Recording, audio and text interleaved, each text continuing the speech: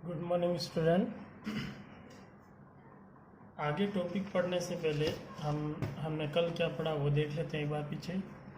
कल हमने एक तो पढ़ा प्रोटीन कुपोषण और खनिज कुपोषण, 2 पॉइंट पढ़े हैं, जिसमें प्रोटीन कुपोषण में हमने पढ़ा था कि यदि भोजन में प्रोटीन की कमी हो तो होने वाला रोग प्रोटीन कुपोषण होता है। और प्रोटीन कुपोषण के लिए हमने 2 प्रकार के रोग पढ़े थे कि प्रोटीन कुपोषण से 2 प्रकार के रोग होते हैं, पहला क्वाशियोर का, दूसरा मेरस्मस। अगला पॉइंट पढ़ा था हमने खनिज कुपोषण, यानी भोजन में लगातार खनिज की कमी हो तो होने वाला रोग खनिज कुपोषण कहलाता है। और खनिज कुपोषण में हमने कुछ तत्व पढ़े थे जो कि हमारे शरीर के लिए आवश्यक है। इनकी कमी से हमारे शरीर के अंदर विकार उत्पन्न हो सकते हैं, जिसमें आपको मुख्य रूप से ध्यान रखना है लौह तत्व। लौह तत्व के बारे में बोर्ड में एग्जाम में पूछा गया क्वेश्चन है, तो हो सकता है आयोडीन भी इस बार आपको ध्यान रखना है।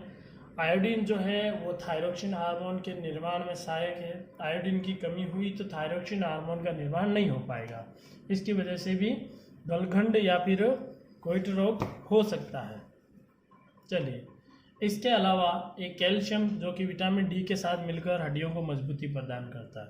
ओके, अब अगला पॉइंट हमने जो छोड़ा था वो था दूसरा पॉइंट, यानी इस रूपरेखा का पहला पॉइंट हमने फिनिश कर लिया।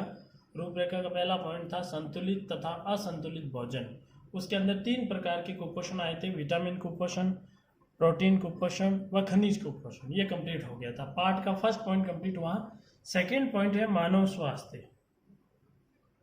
मानव स्वास्थ्य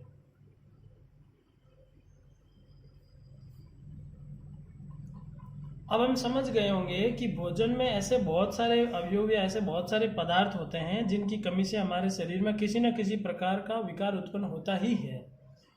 तो इसमें एक और महत्वपूर्ण भूमिका निभाते एक और तत्व ऐसा है, यौगिक अवयव है भोजन का, जो कि बहुत इंपॉर्टेंट है।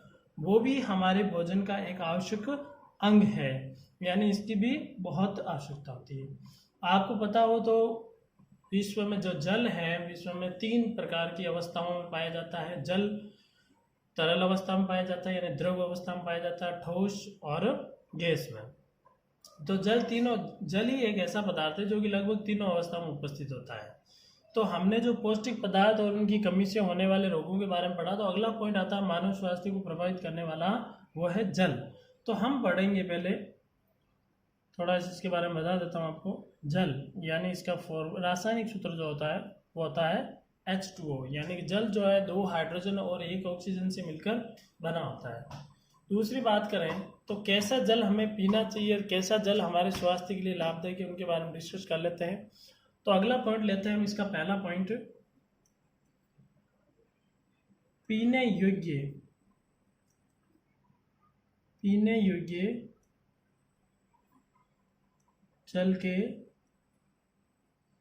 गुण, यानी कि जो जल हम उपयोग कर रहे हैं उस जल के क्या गुण होने चाहिए जिसको जल को हम पी सकते हैं। अन्य प्रकार का ये गुण जिसमें उपस्थित नहीं है वो जल हम नहीं पी सकते। तो इसके गुणों की बात करें तो उसके कौन कौन से गुण हैं। पहला गुण है जो पीने योग्य जल जो होता है, उसमें सबसे पहली बात ध्यान रखनी है, जल में आंखों से दिखने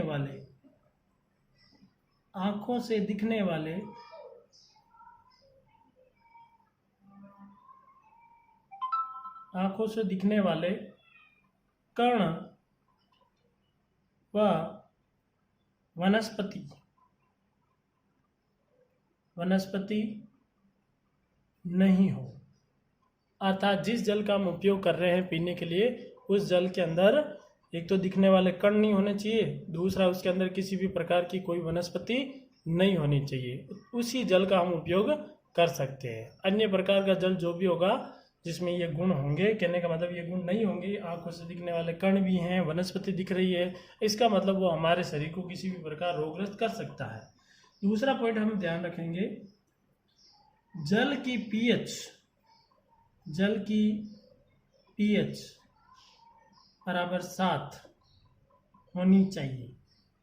यानी जो जल है जिसका हम उपयोग कर रहे हैं, पीने योग्य जल वही होगा जिसकी पीएच भी कितनी होगी, संतुलित होगी, अर्थात पीएच 7 होगी। पीएच का जो हम पीएच के बारे में अच्छे से पूरा पढ़ेंगे, 5वें अध्याय में पढ़ेंगे हम इसके बारे में, क्या होती है पीएच। ये अम्ल क्षारीयता को मापने का होता है और पीएच बराबर सार पर जो है पदार्थ वो न तो अम्लीय होता है न ही क्षारीय होता है, अर्थात उदासीन होता है। तो जल जो है पीने योग्य वो उदासीन होना चाहिए। तीसरे पॉइंट की बात करें तो जल में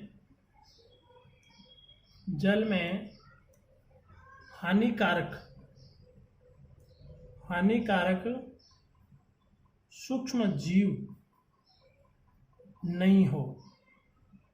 किसी भी प्रकार का अगर जल उपयोग कर रहे हैं उसके अंदर सूक्ष्म जीव दिखाई दे रहे हैं, इसका मतलब वो जल हमें नहीं पीना है। और लास्ट लेते हैं, पर्याप्त मात्रा में ऑक्सीजन घुली हुई हो,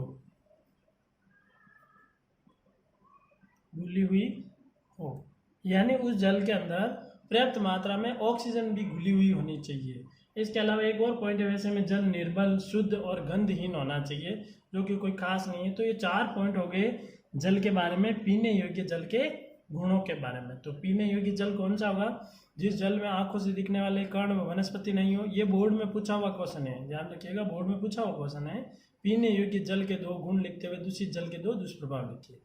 तो जल में आंखों से दिखने वाले कण और वनस्पति नहीं हो, जल की पीएच 7 होनी चाहिए, जल के हानिकारक सूक्ष्म जीव नहीं हो, और पर्याप्त मात्रा में ऑक्सीजन घुली हुई हो। ये तो आ गया पीने योग्य जल। जब ये इस प्रकार हम जल उपयोग करते हैं तो उस जल से हमारे शरीर को क्या लाभ है? यानी मैं कह सकता हूं, पीने योग्य जल से लाभ। अब ऐसे तो पीने योग्य जल से बहुत सारे लाभ होते हैं हमारे शरीर को, लेकिन फिर भी हम मेन लाभ के बारे में बात कर लेते हैं। तो पहला पॉइंट लेते हैं, सही मात्रा में जल सेवन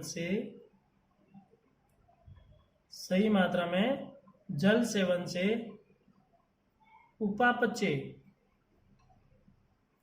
उपापचय क्रिया सही रहती है। अब यहां पर बात आती है कि उपापचय क्रिया क्या होती है। उपापचय क्रिया का मतलब है कि हमारे शरीर में प्रत्येक कोशिका दिन रात कार्य करती रहती है और नए पदार्थों का संश्लेषण और विभिन्न पदार्थों का अपघटन करती रहती है। यानी शरीर के अंदर बनने वाले नए पदार्थों के संश्लेषण और विघटन की प्रक्रिया को उपापचय कहा जाता है। दूसरा पॉइंट लेते हैं हम, उचित मात्रा में जल सेवन से शरीर से हानिकारक पदार्थ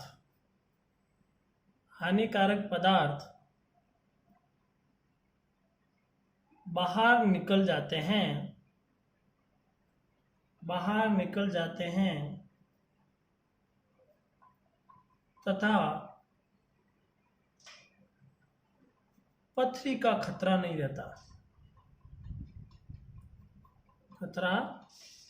नहीं रहता। यानी कि हमारे शरीर में यदि किडनी के अंदर या वृक्क के अंदर किसी भी प्रकार का यदि कोई ब्लड के अंदर से होके कोई तत्व आता है फॉस्फेट टाइप का या कैल्शियम फॉस्फेट टाइप का, तो उसको छानने में हमारी किडनी असमर्थ हो जाती है, तो वो पथरी के रूप में वह इकट्ठी हो जाती है, जिसे कहा जाता है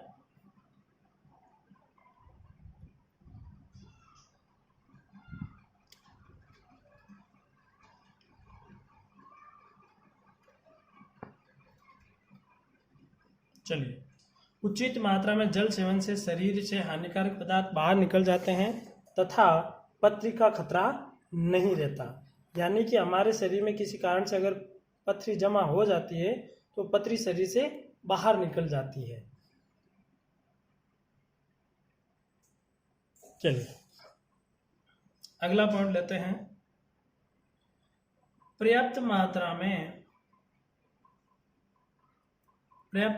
में जल सेवन से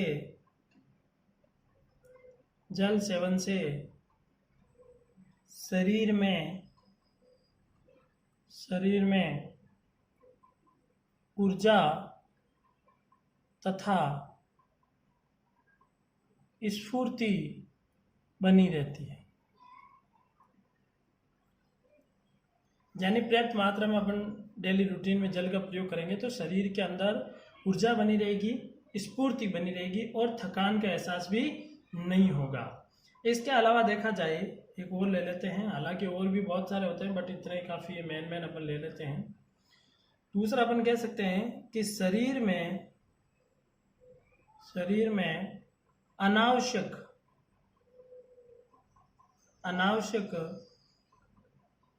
चर्बी जमा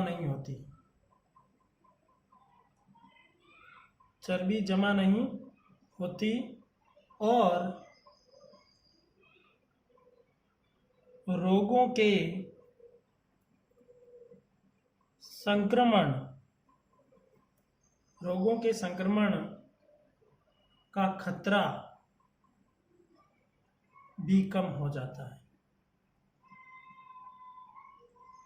चलिए, इसके अलावा और भी हैं, लेकिन आपको ये मेन ध्यान रखना है। याद करने की ज़्यादा इसमें दिक्कत भी नहीं आएगी आपको, बिल्कुल इजी से पॉइंट हैं ये, बहुत आसानी से आप इनको याद कर सकते हो।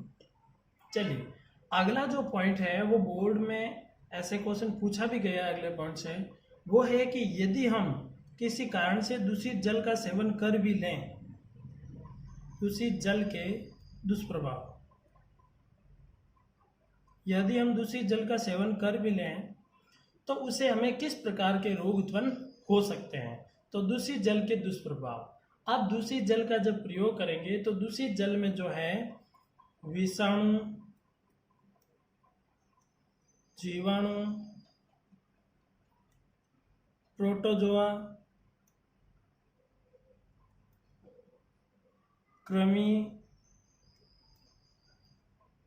आदि अनेक प्रकार के जीवाणु या फिर ये विषाणु वगैरह पाए जाते हैं। अब ये शरीर में किसी न किसी प्रकार का रोग उत्पन्न करने की क्षमता रखते हैं।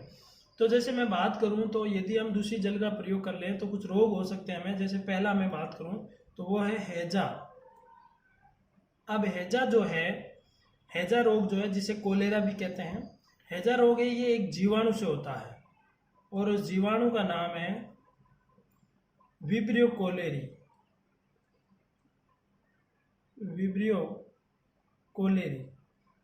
हालांकि अपने कोर्स में ये नहीं है इतना कि विब्रियो कोलेरी कौन सा जीवाणु क्या है, अपने कोर्स में सिर्फ इतना बताया हुआ है कि कौन कौन से रोग उत्पन्न हो सकते हैं। तो हैजा है, टाइफाइड है, पेचिस है, पीलिया है और एक नारू या बाला है। रोगों के नाम ही हैं, लेकिन फिर भी आप इसके बारे में थोड़ा अच्छे से पढ़ लें।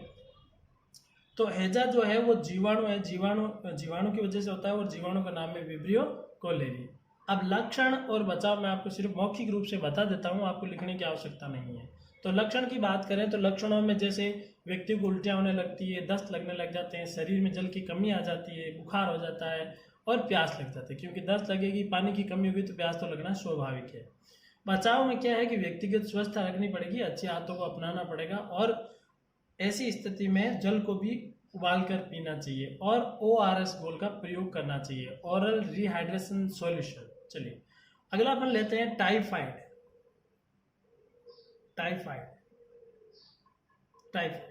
टाइफाइड जो है ये भी एक जीवाणु से होता है और जीवाणु का नाम है साल्मोनेला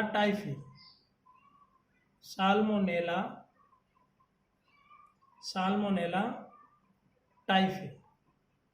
ये भी एक जीवाणु से होता है टाइफाइड, यानी साल्मोनेला टाइफी। ओके, यहाँ तक आप स्क्रीनशॉट ले सकते हैं। चलिए आगे देखते हैं सी। अगला जो रोग है सी में देखिए पैचिस।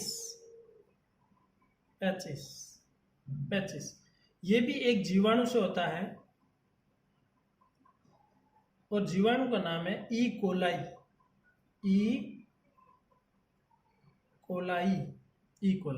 हालांकि ये 9th में हमने पढ़े थे 14वें पार्ट में, फिर भी आप थोड़ा इसको एक बार रिवाइज मार लें। चलिए, पैचिस जो है वो जीवाणु हो गया ई कोलाई से। इसमें भी लक्षण जो है वो है उल्टी आना, शरीर में पानी की कमी होना, पेट दर्द, सिर दर्द, दस्त लगना, ये आंतों में संक्रमण की वजह से होता है। ठीक है, चलिए बचाव की देखें तो शौचालय को साफ रखना चाहिए, खाने पीने की वस्तुओं को ढककर रखें और फलों को धोकर खाना चाहिए। अगला लेते हैं डी, पीलिया। पीलिया जो है ये एक वायरस से रोग होता है, यानी ये वायरस से फैलने वाला रोग है और इसके लिए जो वायरस है वो है हिपेटाइटिस।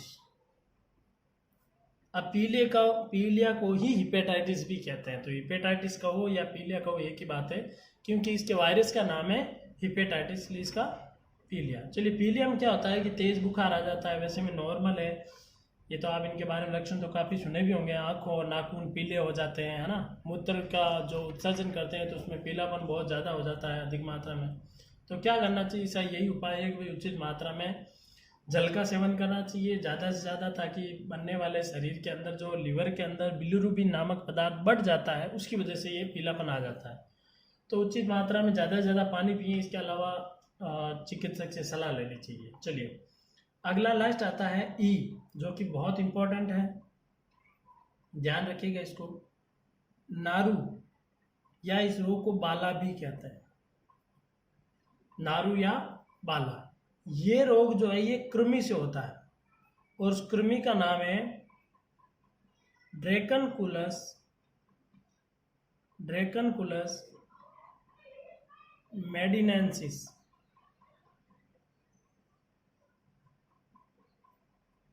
ड्रैकनकुलस मेडिनेंसिस ये एक कृमि की वजह से होता है। ये रोग 2008 में अपने राजस्थान में बहुत तीव्र गति से फैला था। उसका कारण यही था कि अधिकतर लोग जो है तालाबों से पानी पीते थे पहले, अब तो बहुत कम पीना शुरू हो गए। तालाबों से पानी पीते और तालाबों में जो इसका जो कृमि है वो तालाब के स्वच्छ जल के ऊपर अपने अंडे देता है।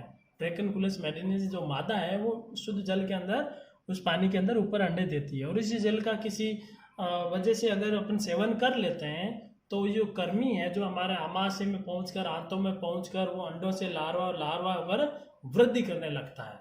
ऐसे वृद्धि करते हुए वो ब्लड के माध्यम से हमारे शरीर की प्रत्येक कोशिका तक पहुंच जाता है, जिससे हमारे शरीर में फुंसियों के रूप में ये जीव पतले रेशों के रूप में बाहर आ आते हैं। बहुत ही दर्दनाक मौत होती है इस रोग की वजह से, क्योंकि शरीर जगह जगह से फूटने लगता है और वहाँ से ये जो कृमि है जो पतले धागे नुमा संरचना है ये बाहर निकलने लग जाती है। अब तो अपना जो राजस्थान है वो बिल्कुल कृमि मुक्त हो गया है। इसके अलावा इसमें तेज बुखार भी आता है, उल्टियाँ भी होती है।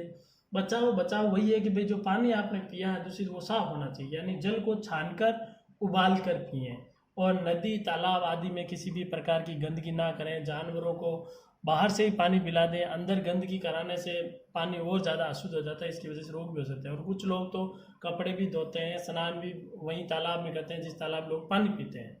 तो ऐसी चीज़ों पर पाबंदियाँ लगनी चाहिए, तभी इस रोग को कंट्रोल में किया जा सकता है। चलिए इस पॉइंट का जो अपना पहला पॉइंट था मानव स्वास्थ्य का, वो था पीने योग्य जल के गुण और दूषित जल के दुष्प्रभाव। अगला जो पॉइंट आता है सेकंड पॉइंट है मोटापा। चलिए मोटापे के बारे में हम कल चर्चा करेंगे।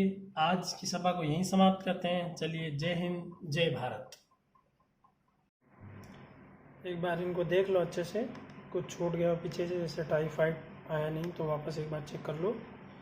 और पीछे से देख लो अच्छे से, पीछे वाला पैचिस और पीलिया, 2 रोगों के बारे में मैंने कराया है।